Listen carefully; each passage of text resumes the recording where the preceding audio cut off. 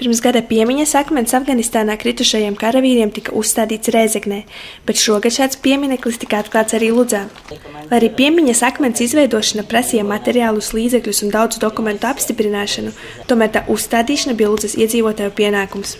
Es domāju, tas ir mūsu pienākums godināt tos cilvēkus, gan kuri neatgriezās no Afganistānas kara, gan arī izteikt apliecinājumu un pateicību tiem cilvēkiem, kuri šo misiju veica. Jo tas tiešām ir varonība. Viņi sevi parādīja kā īsti vīrieši. Ideja такая давно была. Šāda ideja bija jau sen. Vienkārši gribējās, lai piemiņa par Afganistānas karavīriem būtu, bet tā ideja nostiprinājās pēc tam, kad Rēzeknē tika atklāts piemiņas akmens. Toreiz pateicu, ka arī Ludzā tādam ir jābūt.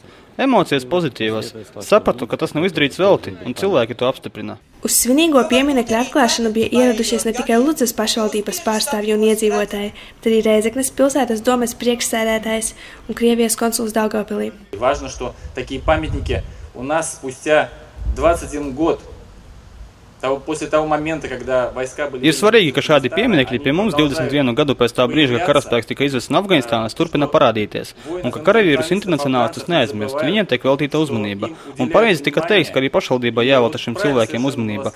Ne tikai tāpēc, ka viņi karoja, bet tāpēc, ka viņi sevi pierādīja kā īsteni patrioti. Мы сегодня должны вспомнить их.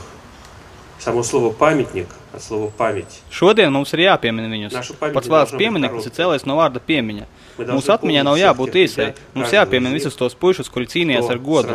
Un nevajag pieļaut muļķību, ka es jūs tur netiku sūtījis. Tā cilvēku muļķība. Puiši ar godu pildīja savu pienākumu. Jaunie puikas kļuva par vīriem, lai arī ne pēc savas gribas, un ar godu aizstāvēja godu un neatkarību. Arī šodien Latvijas puiši karo Afganistānā, lai visi šie dubļi, visas narkotikas nenonāk citās valstīs. Pasākumā piedalījās arī vairāki bijuši Afganistānas karavīri, kuri patiesībā zina, ko nozīmē būt Afganistānas karavīram, tāpēc viņiem šī piemiņas vietas izveide ir ļoti svarīga. Испытываю большую гордость за наших ребят. У нас 4 человека с Лузы погибло. Es izjūtu lielu lepnumu par mūsu puišiem. Mums 4 puiši no Ludzas gāja bojā, bet tajā pat laikā neviens pat nepainteresējās, kur viņi apglabāti. Mēs ejam uz kapiem, kad tikai laiks atļauj. Bet sajūtas, saprotiet, es pat nevaru aprakstīt. Tās ir milzīgas sajūtas, tās nevar izskaidrot. Ir labi, ka ir tāda piemiņas akmens gan dzīvajiem, gan mirušajiem. Lai mūsu bērni zinātu, kad ies ar tevi un jautās, kam ir šis piemineklis. Un tas ir labiem, lieliskiem puišiem un viņu piemiņai.